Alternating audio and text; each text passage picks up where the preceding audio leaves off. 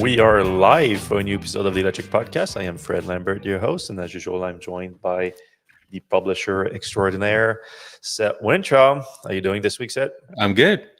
All right, I hope you are, because we are, plenty of news. A lot of Tesla news this week, but a lot of good Tesla news. The stock doesn't reflect it, but good Tesla news to a degree. Probably on the some of the last good news that we're going to get for a little bit, because the U.S. market's going to get tough, and we're going to talk about that, about like the messy U.S. EV market that's starting this week, basically as a Q4. We have also the Rivian delivery numbers. We have the Supercharger V4s. We have talk about the new Chevy Bolt that we get to see a little bit ahead of the unveiling next week. And Ford gives us tiny little bit more details about the next gen $30,000 supposedly pickup truck, though we're going to have a little bit more to say about that later. But let's start with the Tesla delivery numbers. Still the biggest EV makers in North America, second biggest in the world after BYD. Very important company still, and just got a new quarterly delivery record with 497,000 deliveries in Q3. So we anticipated that Tesla would return to growth in Q3 after a few quarters of being down quite severely, about 13% in the first half of the year in deliveries.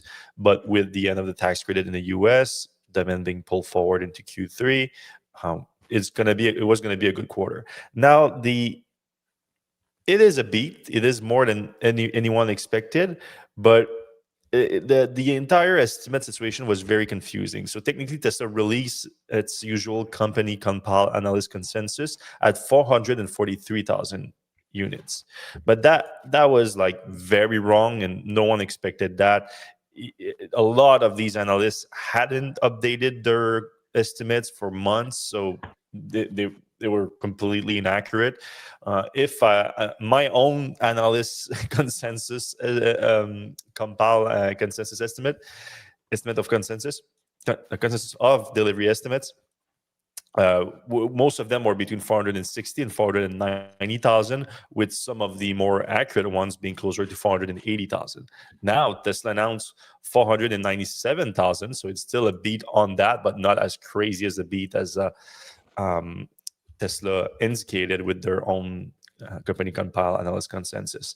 So production was as 447,000 versus 497,000 deliveries. So basically, Tesla delivered an extra 50,000 units, which it badly needed to, because that's basically what it had in inventory just for the first half of the year. So now Tesla has managed to lower its inventory back to the same level as the beginning of the year, which is a big deal. Still, Model 3, Model Y dominating deliveries by a wide margin. Basically, just 16,000 deliveries between Model S, Model S, X, and the Cybertruck. So the Cybertruck is still basically a 5,000 units a quarter vehicle program. Energy storage also a big upswing at 12.5 gigawatt hour deployed during Q3 2025, compared to 6.9 in Q3 of last year. So that's almost doubling the capacity in just a year. So that's great news, but obviously this great news needs to be put in the context of why Tesla is getting a big boost. Most of the boost is coming from the US, coming from the demand being pulled forward. So Q4 is most likely than not going to be a lot harder. In short, Tesla, like a lot of other automakers in the US, in Q4 is going to have to make a choice between revenue, delivery volumes, and earnings. Because technically, you could keep things going just by reducing prices. And we're already seeing a lot of that, which is why we say that the US EV market is getting messy right now. Is that you have a lot of automakers that say that they are extending the tax credit. So the way that they are doing that is like, obviously there's no tax credit anymore. It's like some people can still get it if they locked in an order with a binding contract with a deposit before the end of the quarter. We talked about that extensively. A lot of automakers, including Tesla, promoted that quite a bit. However, for anyone that didn't do that in Q3 and they are looking to buy a car in Q4, there's other incentive in place, which are mostly automakers saying that they are extending the tax credit, whether they are compensating the owner at the purchase price right away, or they are applying it the same advantage that they would put on a lease, for example, because most people in North America lease their EVs.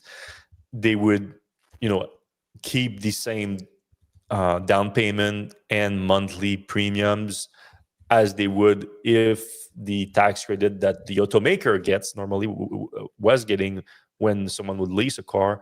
They would just pass that along, so that they would absorb the $7,500 difference.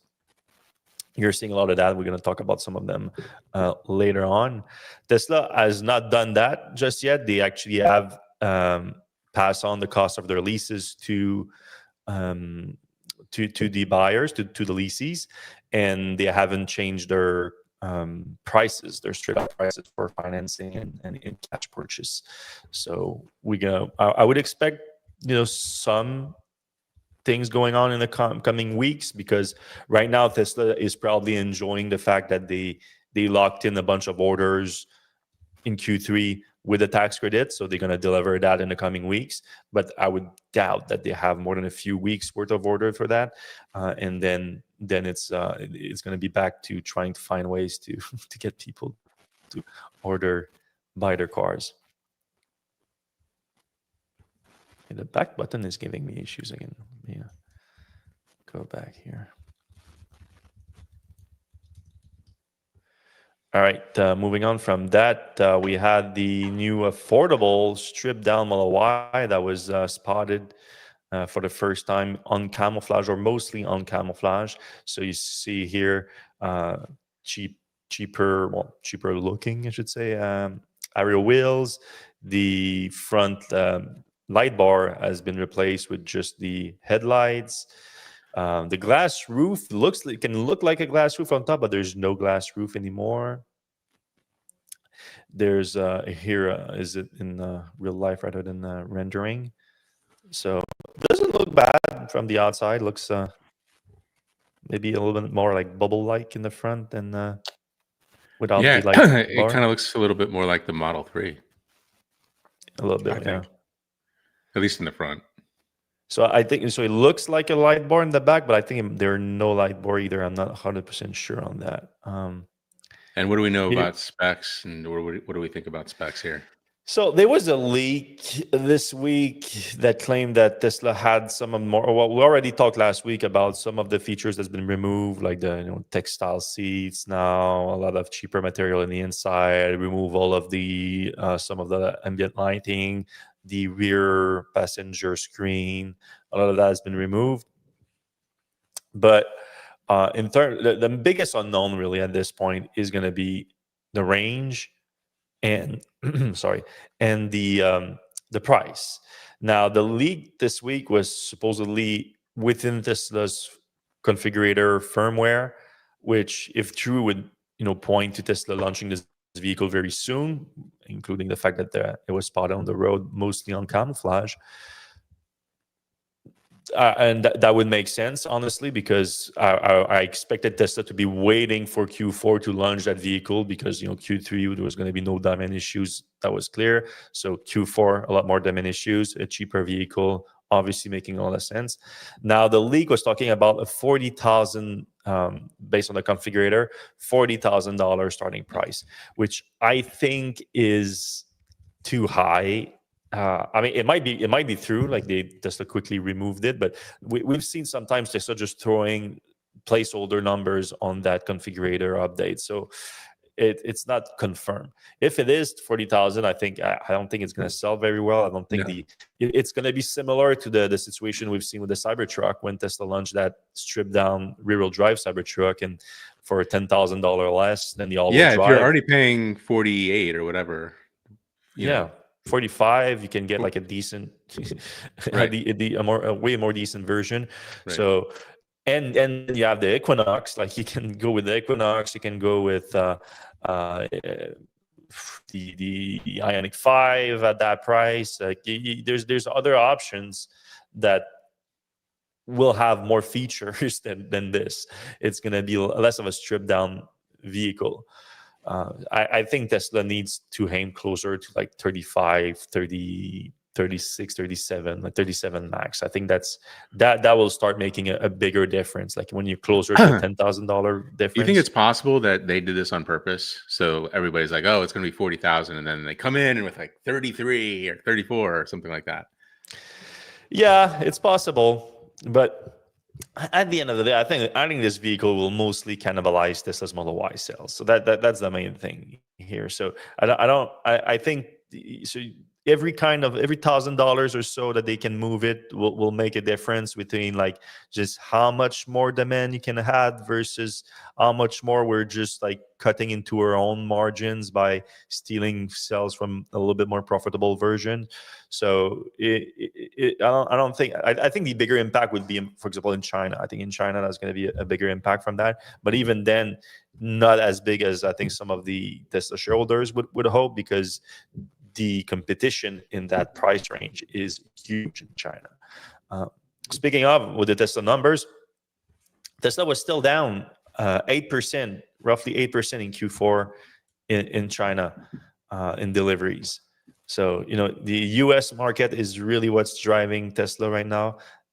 Europe is down, though a little bit less so in Q3 than in previous quarters. So that's good on that, but still down. And Tesla, the downfall in China is accelerating. So I think this new model is going to slow things down in Q4. Also, the Model Y L being available a little bit longer. There was just like 4 weeks, I think, of deliveries in Q3 for the Model Y L. That's going to help Tesla a little bit. But the competition is so ferocious in China. It's going to be super hard. It's really interesting. Like the Chinese EVs, like you look at them, China is the most competitive market by far. Then you go to Europe, which is the second most competitive market because there are some Chinese vehicles available there and they have tariffs on. So it balances things out a little bit, but it's the second most competitive market. And Tesla is doing poorly there. And then North America is the least competitive market by far, thanks to 100% tariffs on Chinese EVs. And just American automakers being less inclined towards electric vehicles in general, in average, let's say, and that's where Tesla is doing the best. So that just send a message to the market, clear message. This week, Tesla also launched the Model Y Performance in the US, literally hours before the end of the tax credit. And Tesla said that the tax credit applied on it. So we already knew pretty much everything about the Model Y Performance from the European launch last month. The price was the missing link here, and it's $57,500. But like I said, when Tesla launched it, they said that the tax credit will apply. So I think what happened here is that Tesla tried to take as much advantage as possible as to boost the Q4 numbers a little bit, to get people to rush to order the Performance Model Y with an order and a binding deposit, non-refundable deposit, which is what Tesla has right now. It could technically qualify for the tax credit. So Tesla probably got I would assume a few thousand orders from that, which managed to get a few $millions from the federal government again. So that was the move here. That was a very smart move. Tesla is pretty good at optimizing for incentive, let's be honest. But then we learned a tiny little tidbits of information that's pretty interesting about the Model Y. Right after the launch, Tesla confirmed that for the performance version, it does support bidirectional charging. So that's interesting news there. Tesla said that vehicle to load is right now available through adapters. So Tesla launched this little adapter outlet thing earlier this year for the Cybertruck. Now it sounds like it's going to be available, going to work also for the Model Y Performance only. And then with software updates later on in Q4, currently, vehicle to home and more vehicle to load capabilities are going to be unlocked. So we're going to be waiting for that, but that's interesting. Now, again, we knew that Tesla bidirectional charging has been possible on Tesla vehicle for quite some time. It's basically for every vehicle that has like the CCS protocol capabilities. Just in August, I went to my friend Sylvain, who has the Sig Energy bidirectional charger, and I was able to discharge from a Tesla Model Y 2023. So even before the refresh. So the onboard charger is capable of bidirectional charging. It's just that Tesla is not making it easy to access it through third-party system. But And you were able to get 10 kilowatts out of that? yeah, basically the full onboard charging capacity almost. So it can go both ways, 10 kilowatts. yeah, it didn't go long though. Mhm. Because the protocol is just like it detects it, does the handshake, and it works. But probably like the Tesla system is like, what's happening? Why are you charging? So after Right. like maybe 2 or 3 minutes, it was like, nah, it doesn't work. But the capability is 100% there. Like it works. We did get some energy out of it, 10 kilowatts for a few minutes. And depending on the vehicle, like it works very well. Like you have like the Ford vehicle worked great. We tried the Daytona Charger. It worked great. So with that system, most vehicles actually work pretty well. Tesla is just making it a little bit more difficult because they want to sell their power share system. A lot like GM. Actually, GM also does makes it a little bit more difficult.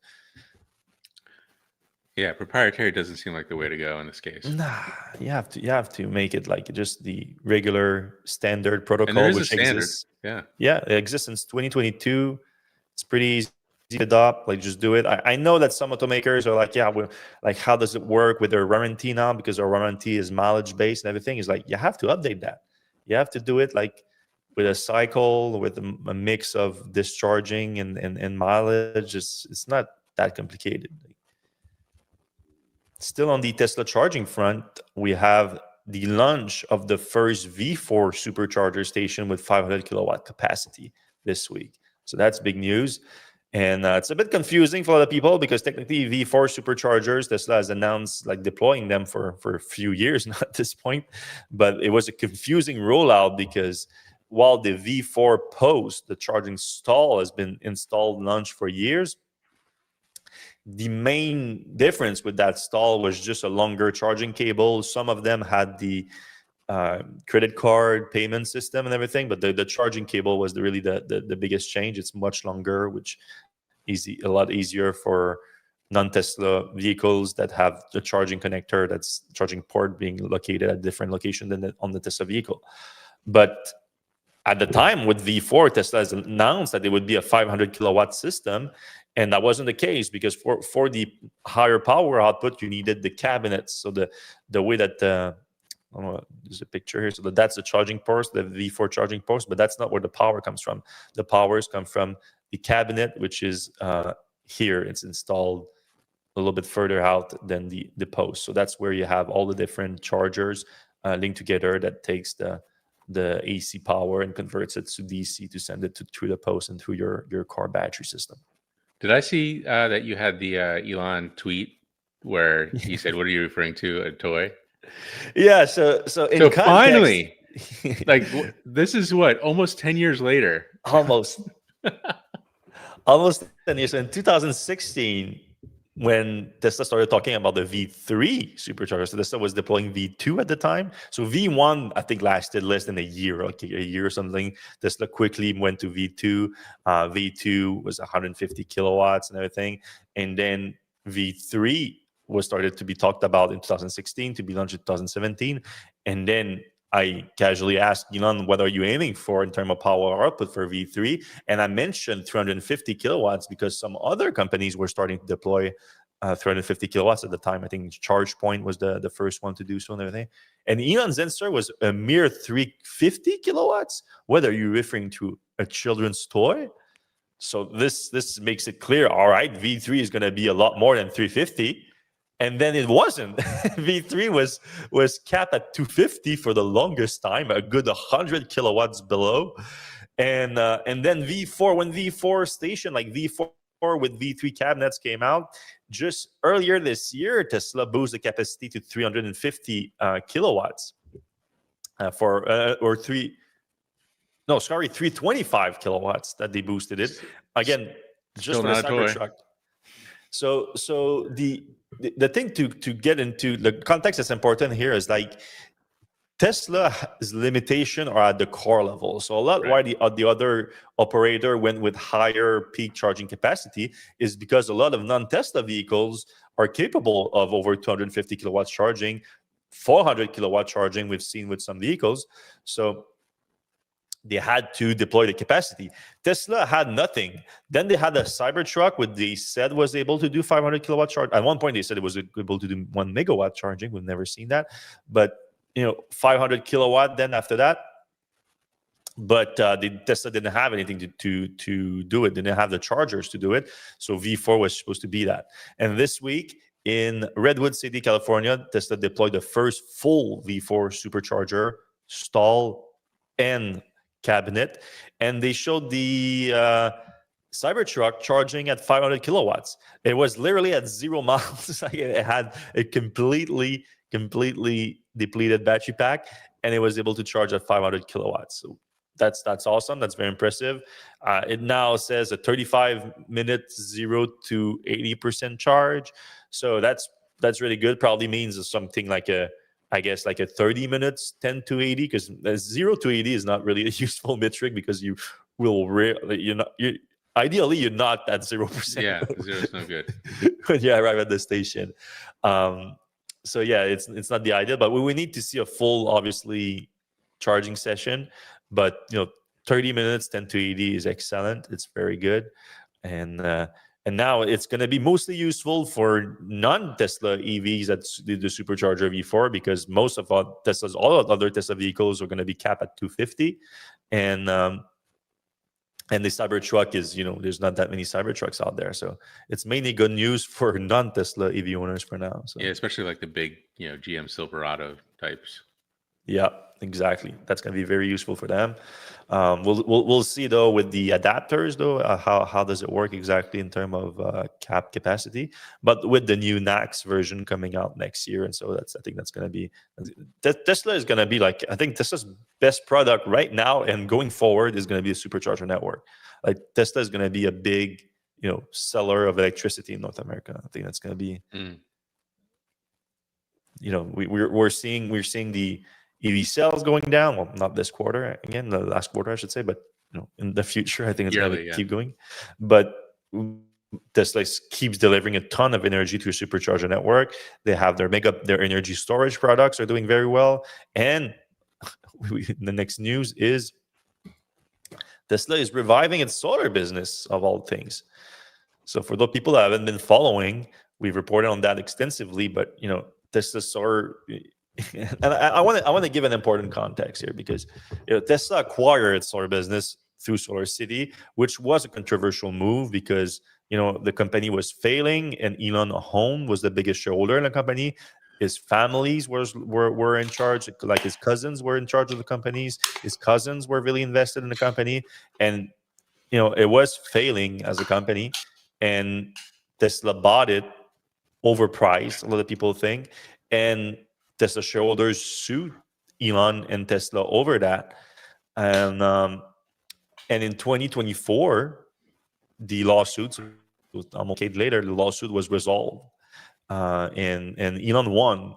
And Elon won on the main point. One point, like main everything, is like his argument was the acquisition of Solar City was critical to Tesla because solar is critical to Tesla's mission. And sure enough, Tesla continued to deploy solar after the acquisition of Solar City. They just integrated Solar City's team and continued to deploy solar. Then there was a solar roof, which was a flop. Unfortunately, it didn't work out like it was supposed to. But still, there was the integration of residential solar with Powerwall, which had some success. Of what over time Tesla's solar deployment kept going down. And Tesla mostly sell Powerwalls through other installers that install other system and not Tesla's own solar installations. And that kept going for a while. Still, Tesla did a few things, like they revamped the solar leasing. So Solar City was a solar installer, but was also mainly a financial company that was, finding financial products to basically offset the upfront cost of installing solar. And one of them was what people call solar leasing, which Tesla later rebranded as solar subscription or solar rental, where basically Tesla owns the system on the customer's home. They install it for free or with a small down payment. But they own the solar panels on your roof and then sell you monthly the electricity that comes out of it at a lower rate than your local electricity from the grid. So it's a way basically to reduce your electricity bill without or with very little upfront cost. And then at the end of the contract, Tesla, uninstall them and fix your roof, and that's it basically. So that Tesla launched that in 2019, but then killed it in 2021. And as we reported, Tesla went basically mostly with third-party installers, started winding down their own solar installation other than solar roof, and that too also later on, and Powerwall's installation basically. And then in 2024, right after Elon wins his lawsuit that claimed that solar is a very important part of Tesla, so that justified the SolarCity acquisition and the price they paid for, Tesla ceased reporting its quarterly solar deployment altogether. They're like, yeah, solar is like non-part of the business anymore. So I think that's important context because I think it's clear why Tesla bought SolarCity, and what happened next is clearly straightforward. But now, out of nowhere, Tesla revived the solar business with launching a new solar leasing program, very similar to the last one. So if it's solar plus Powerwall, you can also have Powerwall only. It's a 25-year contract, which is pretty crazy. 3% escalation of price, so the price goes up with time, so you're not completely out of inflation of the higher cost of electricity. However, if you look at the grid cost of electricity in the US right now, it's skyrocketing a lot faster than 3%, and some people anticipate that it's going to accelerate even more with AI, the demand for electricity that comes from AI. There's a $600 upfront cost, so technically for $600 you can have solar on your home, and then after that you just pay Tesla for the electricity it sells you every month, which is going to be cheaper in most cases than the electricity you get from the grid.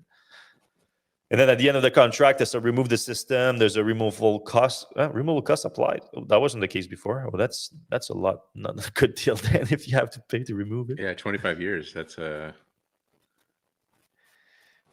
Yeah, like look, the upfront cost, like here I put a system on it here with like a $300 a month electricity cost. Tesla came in at $198.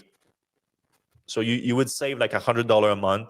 So within a few months, technically you would start literally saving money, because after the $600 installation cost at the beginning, you would start saving money within 6 months.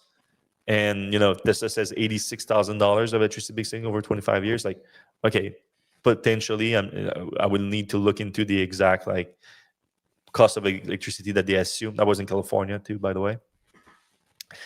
So you can still buy the system outright too. That's still available. So that's with one Powerwall, 9.8 kilowatts of solar for basically $27,000.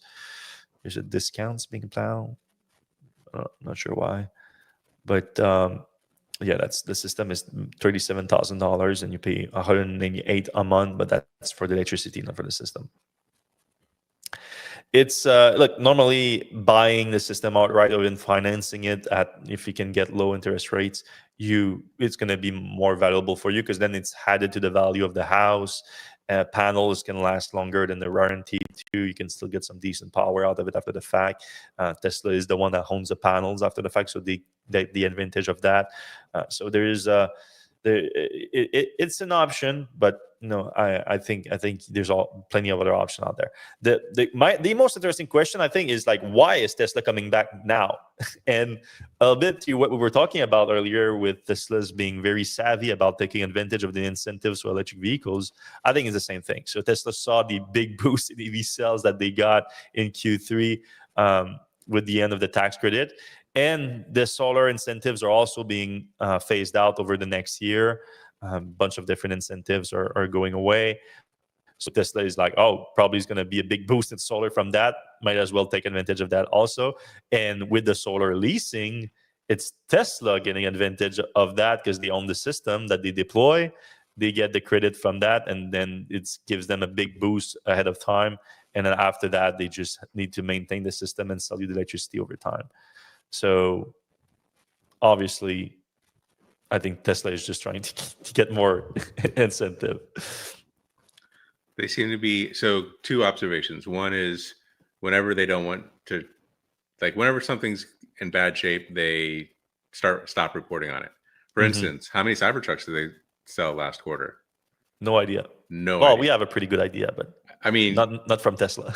and also it's awful, right? Yeah. Same here. And then the other thing is like, when there's incentives to be had, Tesla will show up. Yeah. Yeah. Look, we are not against incentives. Like we're not pro incentive either. We at Electrek, our position has always been clear, and it used to be Elon's old position back in the day too, is that we are free market people, but the free markets only works if you account for the external cost of things. And when it comes to air pollution, climate change emissions, these things are real. I don't know about you, but it's 25 Celsius this weekend in October in Quebec. That's like, I don't know, it's over 70, like, or even over 80 Fahrenheit. Like, it makes no sense. Right. This is very real, and it's happening. And there's a giant cost of that on the population, on humanity. So it makes sense that if you're releasing polluting products, you would have to compensate for that. And a carbon tax is the only way we know to do it, but it's super hard to implement politically, and to especially make one that makes sense for that actually accounts for the cost. So meanwhile, if we cannot do that, then the second best thing is those incentives.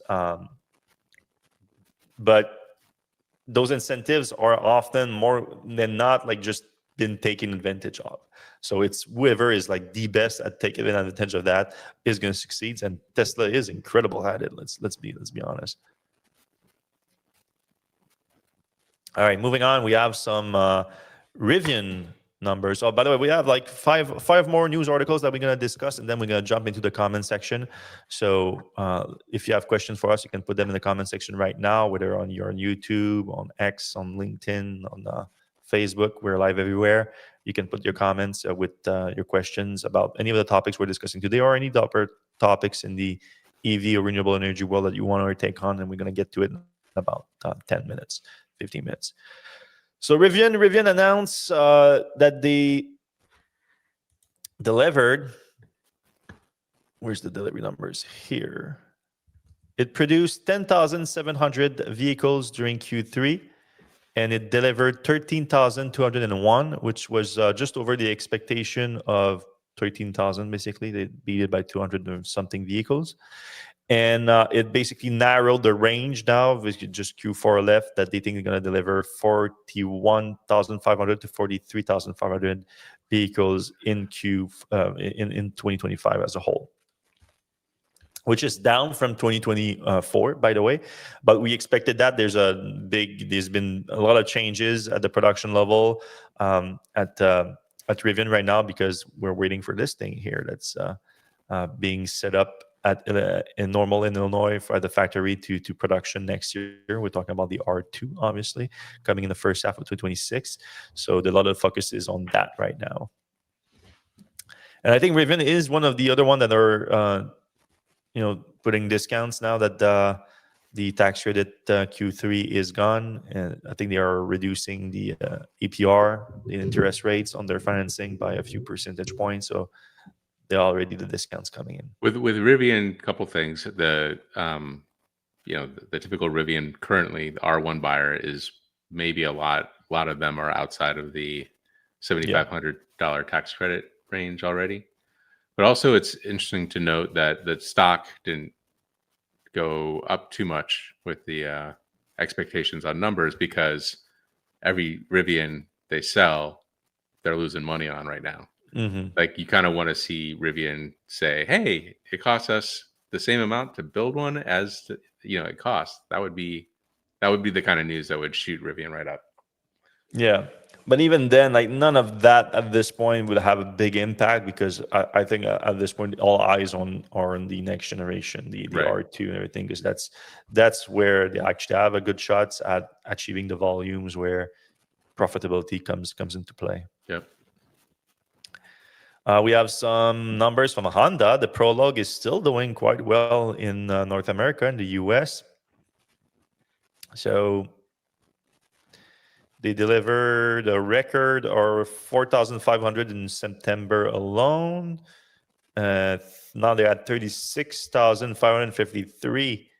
So they already outpaced the 2024 number with a full quarter left. Obviously, quarter is expected to be a lot tougher, but still, it's good news for Honda with the Prologue. But Honda is also waiting for their next gen vehicles there with the Acura. Did they count the Acura ZDX in there? No. Is it the RDX or the ZDX? Which one is like? I mean, they're both Chevy Blazer or Blazers with CarPlay. You know, Oh yeah, the ZDX is not returning next year too. It's interesting because like if you talk to a lot of the owners of these vehicles, they're like, yeah, we were gonna buy a Blazer, but we wanted CarPlay, so we just bought this, which is the same thing. It's the only reason. Yeah, the cars are exchanged somewhere otherwise. And for the Prologue, it's the Equinox that is equivalent. And now we have some numbers for the Equinox. GM is now the second best-selling EV automakers behind Tesla in the US. They sold 66,500 EVs last quarter. Now they are at 144,668. This is they double over last year, same period last year. It's crazy because it's really a bummer that the tax credit is going away right now because GM was really getting into its groove. It felt like this year, like Bolt's coming. With the Bolt coming also, and almost 150,000. Like they could have got 200,000 almost around that. Maybe probably would have over 200,000 EVs in 2025 if they could. So over 100%, more than doubling year over year. I mean, they're not about to catch Tesla by any means, but they're a third of the way there. Yeah, it's real volumes. Like I remember just a few years ago, 20,000, 40,000 for a year at GM was huge for the BEVs. Now we're like deep in the six digits, and there was real momentum on top of it. Cadillac having a full lineup now, like Chevy having a great lineup. They have a bunch of pickup trucks. Things were going well, and now it's going to slow everything down a bit. Do we have some specific models here or the Equinox? 25,000 Equinox last quarter. It's pretty good. Almost 53,000 in the first 9 months of the year. We don't have the other numbers here. We have some Cadillac numbers with the Optic. In Q3, 7,300 Lyrics, 4,800 Optics, and just short of 4,000 Vistic. Yeah, those are selling really well. Yeah, Cadillac's going to be a majority EV car maker next year, supposedly. Yeah. Well, we'll see. Right. We'll see. We'll see how the market holds up. And then they have the Bolt coming. And it was spotted at a Tesla Supercharger in LA earlier this week. There you go. It's giving EUV vibes. You have an export, so that's good.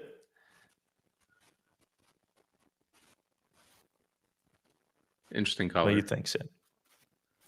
You're the resident. I wish they made the EV. Like they should have. Nobody has a good hatchback EV. There's a million, small SUV EVs, but GM's got the number. Like they have the sheets of what sells and what doesn't. So I guess they said. Although if I look around, I mean the EV sold for many more years than the EUV did, but I see way more EVs around than the EUVs. So I don't know. This year gives me some Bolt vibes, though, the EV vibes. it's still it's still higher back here, like so a little bit more UV, but yeah. The pricing is going to be a big one with this one. Like we need to see Huge. how they're going to price that and spec it too. Like we need to see the range and everything. But how is it going to compare to the Equinox? Because like you said, now they went with a little bit more crossover SUV format. So how closely does it compare to the Equinox? Because it's probably going to cannibalize some of those sales. And then we have some new comments from Ford CEO Jim Farley on the highly anticipated next-gen pickup truck, though now it sounds like it might not be exactly a pickup truck, the first vehicle on the next-gen platform. So Ford has been heavily investing in the last few years in making a new cheap electric vehicle platform inspired by Chinese EV automakers. They build a whole team around this, hire a ton of tech people. I heard former Tesla people like Doug Field, also former Apple executive, and they've been spending a lot of money on this. And now at what's the context of this on the Decoder podcast? Doug Ford made a few new comments. He said, radically reduce the cost and the complexity of the vehicle. We already knew that was the goal. So Ford is returning to Henry Ford's original concept of a universal car. Okay. So he's slowly linking us towards the fact that it might not be a pickup truck. According to the CEO, said the EV pickup is really not a pickup. Instead, it will debut with a new silhouette. And that's just the start. I don't think there were many more comments. Oh, yeah, I said it's going to be very fast. It's a rear-wheel drive, super fun to drive, and has a digital experience that no one has seen, even in China. Not sure what they mean by that. A digital experience never seen before. We know that's going to be enabled by LFP battery cells that they plan to make with the techs from CATL out of Michigan. I don't know what to make of that. It's not going to be a pickup truck. I don't know. I'm thinking Tello, right? Like the Tello truck we talked about last week. That's what I'm thinking about. I was thinking more like a El Camino or something. Wow. That'd be something. Yeah, I mean, imagine a Maverick, but like a little, with less trucky and more station waggy. Yeah, I was driving the other day on the highway, and I caught up to a Maverick in my Model 3, and passed by, and I was like, it's so low, like it makes a big difference. Like it's still you have a decent sized bed, you have a full cab in there, but it's low to the ground. Electric, you would probably be able to tow like pretty good also. A lot of torque. Yeah, like something around the Maverick, I think would be.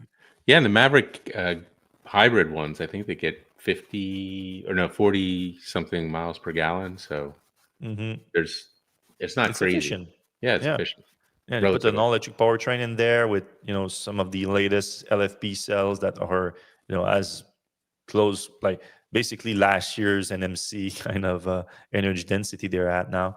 So it's very, very possible, I think, to get something $30,000 range. It would make quite an impact. Now that thing is still coming. It's not coming next year. I think it's going to be unveiled late next year, and then 2027 is when it enters production. All right, let's look a little bit at the comments here. We have a good 10-15 minutes. All right, I snuck another post in there. Oh, I missed it. Hit refresh. I need to go back. I closed my window. Sorry. Is it your? Yeah, it's the Trail Boss. Oh, okay. So I wasn't sure if I want to talk about it this week because of. We talked about it last week a little bit, right? Yeah, yeah. Yeah. Well, I don't know. I just. Well, you didn't have you were straight from the airport. Didn't have all your. Well, I guess thoughts in place. Just as far as off-roading vehicles with 205 kilowatt-hour batteries. Yeah, which includes basically nothing except the Hummer EV. I Did you think put it in there? no, maybe not. Anyway, I You thought I posted it. did and refreshed it, but it might not be in the refresh yet. When did you post this? It's like I don't know, last week. No, it was this week. No, but I mean the story should be at the bottom. Of the post, you mean, or? Yeah, the podcast post. I just checked; it wasn't there. Maybe refresh. Anyway, so now it's there. Yeah. Silverado. You can bring it up on the screen if you wanted. So just yeah. So it was nice. Chevy brought us out to San Diego in the mountains, just outside of the city, and I was like, "Oh wow, this is gonna be cool." And unfortunately, like the experience was just like, we're gonna go very slow over this next bump, and we're gonna like there was a lead vehicle, and they were very, very, very cautious about everything, which is unfortunate because the vehicle seemed like it could do a lot more stuff, and we went over some very hilly, very the back wheel was up off the ground stuff, which is fine, but it just like when you want to go off-roading, you kind of want to go fast and have some fun. I mean, this is an example, like not very fast, but like you're getting wheels up off the ground and stuff. So I would say like pretty steep hill though. It's that impressive. one is yeah. This was for sure part of the more intricate stuff. I guess maybe a little spoiled by Rivian events because those events you're going all out. You're going fast. You're doing I mean, last one I was on, they did the tank turns or what are kick turns now. And this one was it was fun. Like it was certainly a great venue, but like it would have been nice if we could have just gone like speed that we felt safe at.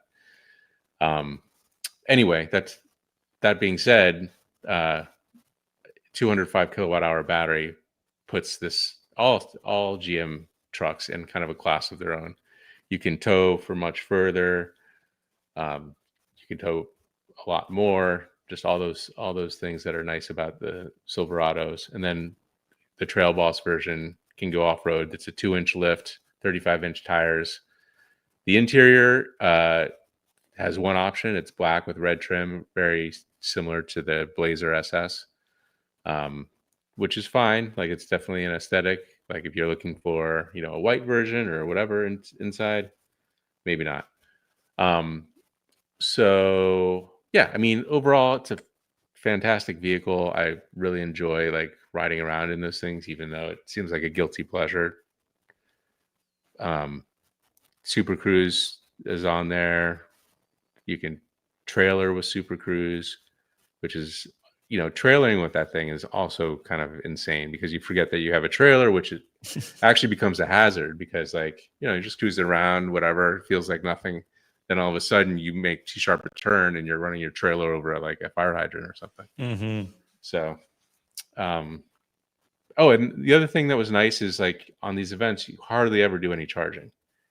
But they took us to a Tesla Supercharger, and this one doesn't have a native NACS port, but get out the old adapter, throw it in, and with an 86% state of charge, this thing was charging at 120 kilowatts, which is pretty good. Until you think about it, it's like two 100 kilowatt packs, and if each one of those is charging at 60 kilowatt, that's kind of what you're seeing here. So not quite as impressive in that context, but yeah. But you don't need to stop and charge that often when you have 205 kilowatt hour batteries. That was my experience with the Cadillac Escalade. I barely ever needed to charge it, and if I would I was doing a road trip, so it was getting to one place to another, and I wasn't the one planning all the Airbnbs and Bs and stuff. So normally I would plan around like having charging overnight, but I didn't in this case. And so I had to charge like twice, basically over 10 days of traveling 1,000 kilometers. So it's a different kind of with those batteries though, like charging, like even on a, if you have a home charger, 40 amp, like what, 9.6 kilowatt charger, that's going to take 20 hours at least to charge. Yeah. Those big battery packs take forever to charge, and on even fast charging, it takes some serious time. So, for instance, if you were at a 100 kilowatt charger, for instance, it would take 2 hours to fully charge that, and that's not with the wind down at the end. So, correct. Yeah, it's no joke. But at the same time, there's also like a big buffer on this. This is other advantages. Yeah, and this also has a 10 kilowatt output. So you're talking about having 200. I mean, you have like what, 5-10 power walls worth of battery there. So yep, kind of nice to have. Absolutely. All right, let's move to the comments. William Pisano says, I think Tesla did what GM and Ford did with lease deals before the $7,500 ended, purchased the remaining stock of cars to lease out. That sounds right. What do you think? That they purchased the remaining stock of cars to lease out. So that they bought their own inventory? Yeah, somehow, I mean, accounting wise, you can just say, oh yeah, we bought all the cars right before the $7,500 tax ended, and we're going to distribute them via lease as if, we're a leasing company. In Q4, like after the quarter?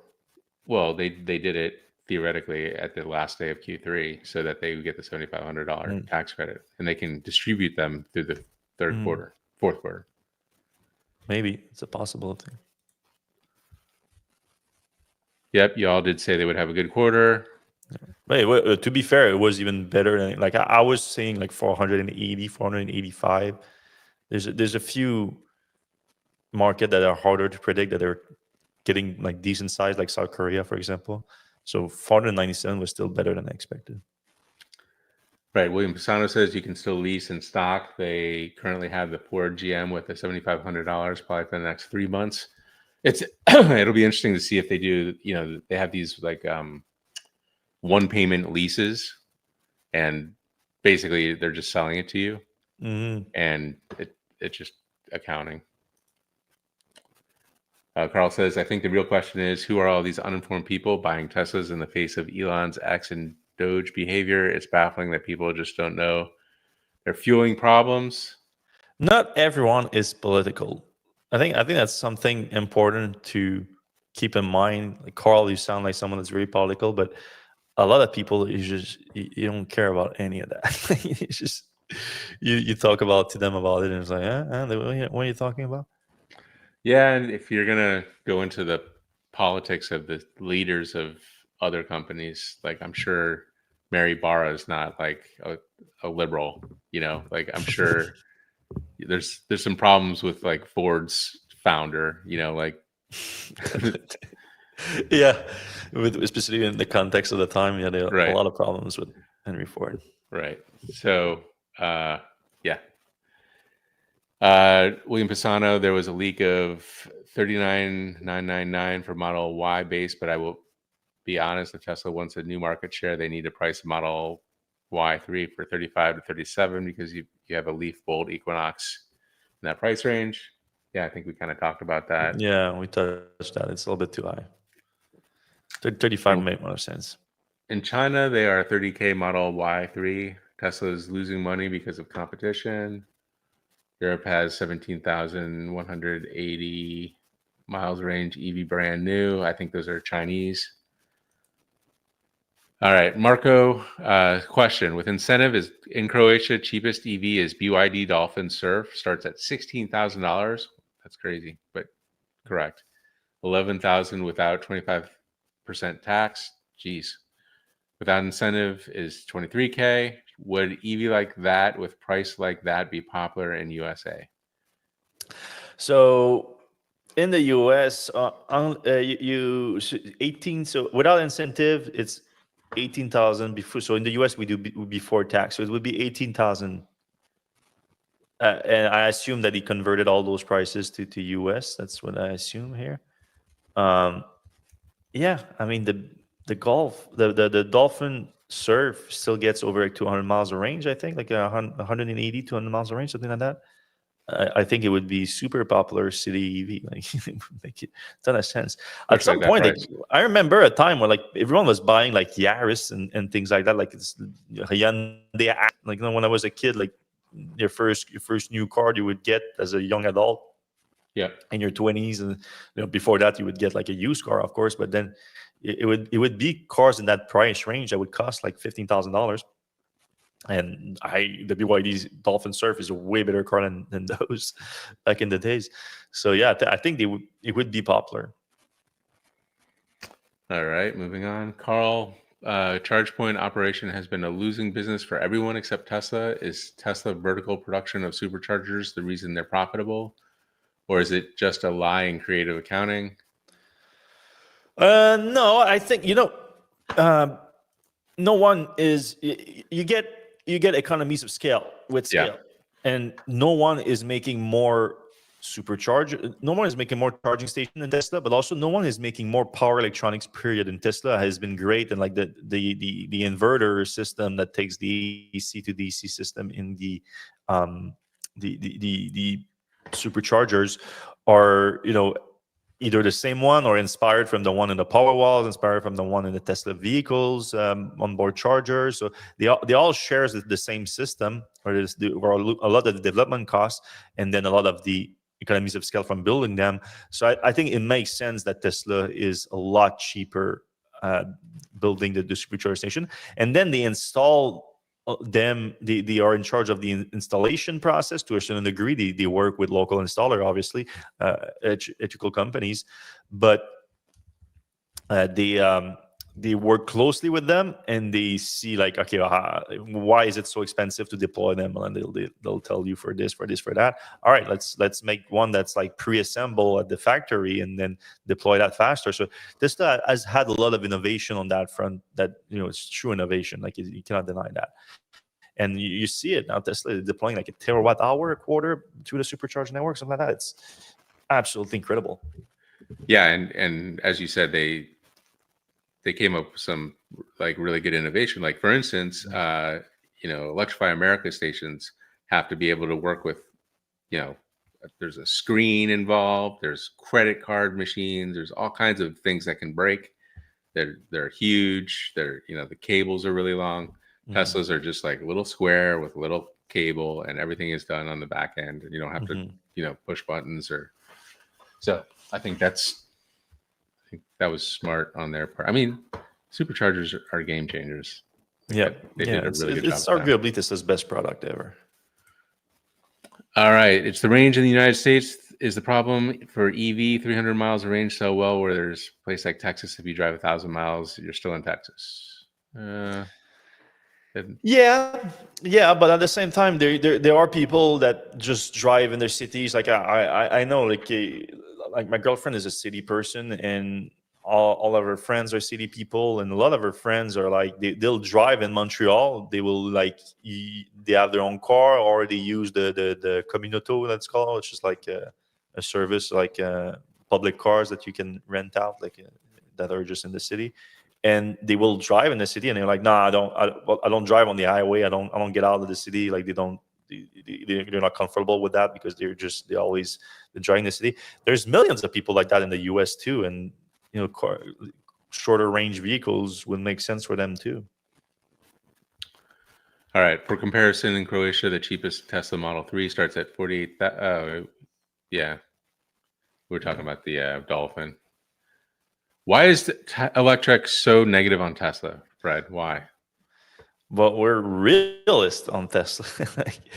I mean, there is some resentment for sure about Tesla. Like, I think the main one being like a lot of people feel, and myself included, that Elon kind of betrayed the mission of Tesla with the backing of Trump. With Trump, it's not. Yeah, I understand. I'm sure that Elon in his head justifies it, or like he thinks that the woke mind virus and all these these culture war issues are more important than climate change. I think that's how he approaches his backing of Trump. But I don't see it like that. I think the culture wars are purely a distraction, and Elon just fell into that and backed someone that campaign against electric vehicles, campaign against renewable energy, and I think that's a betrayal of Tesla's mission for stupid personal reason that he had, and that basically diluted Tesla into what it is now, which is kind of the stock is the main product, and it's the community is being led by degenerate gamblers that are, the way I see it, like now Tesla is like some kind of parlay, like it's a gamble, it's a parlay where autonomy needs to work, humanoid robots need to work, and Tesla needs to lead in those two sector. And that's not what Tesla used to be. It used to be just, let's drive electrification of transport super fast, so that when at the same time when renewable energy improves, you have an incredible impact on accelerating the world to a sustainable economy, which we need to do badly. And he just steered Tesla completely away from that. So it's not. I think that's a net negative for humanity. So I'm not negative. Like if Tesla can go back to that, I'm positively reporting on that. And like this quarter is technically great for that. Like they deployed a record number of electric vehicles. I'm super happy for them.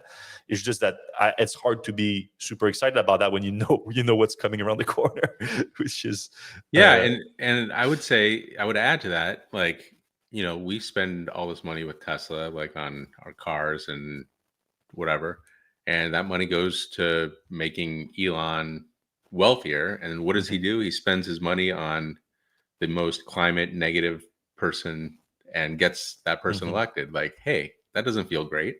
Yeah. Like, I'm here for the saving the climate, and you know, and some of the other, you know, nice things about electric vehicles. And you know, I'm not a Elon fan or hater or whatever, but like, dude kind of did us dirty, you know. That's fair. He did us dirty because I thought, if anything, if he was going to sell Tesla at one point, or like, you know, I don't mean sell the company as a whole, but like divest from it, or you know, take some profit. Basically, I thought it would be to bring us to Mars. That's what he kept saying all the time. Like he's like, all right, we need to be a multiplanetary species, and I'm not against that. I'm actually a big fan of SpaceX and a lot of what they do, but that's not what he did. He bought Twitter, and now it's all about, you know, the culture wars on Twitter, and the degradation of the discourse in the U.S. through social media, misinformation, and all that AI slop with XAI, the Annie robot, like the AI girlfriend, and all that stuff. I think is just a complete net negative for humanity. Right. Even if it's a step toward the supposedly AI god that, you know, Sam Altman and Elon are trying to bring on, it's the road there doesn't have to be this dirty. I feel like. Right. Yeah. All right. Carl says Australia Ute market has always thrived despite it being focused on them. I think. What makes a Ute versus a pickup truck? I think it's smaller, right? Like, is it smaller? Really? I don't know. I'm going to look it up real quick. Unless Carl can explain it to us. So a Ute is an Australian abbreviation for a utility vehicle, a car-based vehicle with a separate cargo bed at the rear. It's a pickup truck, combining the comfort of passenger car with a utility. Okay, so it can. Okay, so the idea is, I see pictures that are like Camino style vehicles, and I see some like regular pickup trucks, but like more with a separate bed, like more like a box truck in the back, like just a platform where you can do a bunch of things with them. All right. Yeah. All right. Ford should use the F-100 nameplate for this first vehicle. Maybe. Wouldn't be bad. That would be cool. Or I don't know, whatever. Dan is listening but working too hard on a bathroom model to chat. Oh, darn. See you next time, Dan. James Whittingham. Seth, what would you like to see in the upcoming Bolt EUV? Glad you asked. Well, first of all, I would like it to have been the Bolt EV, but so charging speed obviously should be much faster. that GM hasn't told us, but the fact that it's Ultium means it likely will be, although it's going to be, it's not going to be lithium ion battery. It's going to be the phosphate one. So Yeah, LFP. LFP. So we're not like expecting 300 kilowatts. We're probably expecting like 150 or something to charge. Yeah, maybe closer to 200, 180 would be nice. Yeah. I know this won't happen, but all-wheel drive would have been super cool. Even rear-wheel drive would have been much better than the front-wheel drive. What else? I had an article about like what the next Bolt should have. Trying to think of other things. The charging speed is the biggest one, probably. Like it's gonna make the biggest difference. Where would you like the range to settle? So like it was where did the original Bolt cap at, like 260 or something? The original one was 239. Then they upgraded the battery about halfway through the cycle. It went to 259. So 260, yeah, I think 250 is enough, especially if they're honest about the range. That's fine. I don't. I think they're gonna try to beat it a little bit. Yeah. Maybe. Well, that was the EV. The EUV Right. was a little bit shorter range. Yeah, a couple miles shorter. Yeah, not that much though. So if they can get like the new one, which is a little bit bigger than the original EV, I don't know if they're gonna go EUV. Probably just gonna call it the Bolt EV, I think, or just the Bolt. I don't know. But I would like to see like 260 miles of range, between 260 280, 180 kilowatt charging, and then a base price that's competitive with the Leaf, maybe a little bit more than Leaf, not too much, a few $1,000s more. Yeah, and it would be nice to see stuff like vehicle to grid or whatever, and it would maybe a towing option, which I know is not going to happen, but just nice to have a place to put a bike rack. If I can get like camp mode would be nice if you can fit in that thing. Just a lot of things that GM can be working on. Yeah. All right. Carl says Ranchero is a Ute. Okay. The Ranchero is like, I think it's like an El Camino type. Yeah. The Brad. Yeah, I remember the Brad.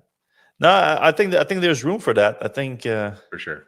Yeah, and that's that. You might be on to something with what Farley said this week. I think. I think, like you said, the El Camino Ute. What do you call that? I think we might be heading that direction. That it would be great. I think I think the market has stagnates a lot, where not a lot of people are bold about things. I mean, there's a Cybertruck out there, and it didn't work out exactly. But it didn't. I don't think the Cybertruck didn't work out because it looks like the Cybertruck. I think it didn't work out purely from the spec and price situation, especially the disappointment from people that price situation, with also the context of Elon, losing a lot of fans at the same time. But if they launch a next gen Cybertruck in like a year has closer than the specs originally announced, with more range and a little bit lower price, I think it could come back and still be a success. So I would like to see other automakers not being discouraged by that and be bold and try to bring like form factor, just like Tello. Well, obviously Tello, we capital issues probably, but there's hope. Like you can be bold out there. You can do something new. I'd like to see that. All right. Well, that's it for us this week. I'm going to Italy next week to check out something. Hopefully, I'll be back in Quebec. It's just a quick trip, so I'll be back before Friday. So I'll be in Quebec, maybe not here, but in Montreal. I don't know. I don't have the embargoes information just yet, so I don't know if I'm going to be able to talk about what I'm going to see next week in Italy. But it's going to be quite exciting. And yeah, that's it for this week. I hope you guys have a good weekend. Be safe out there.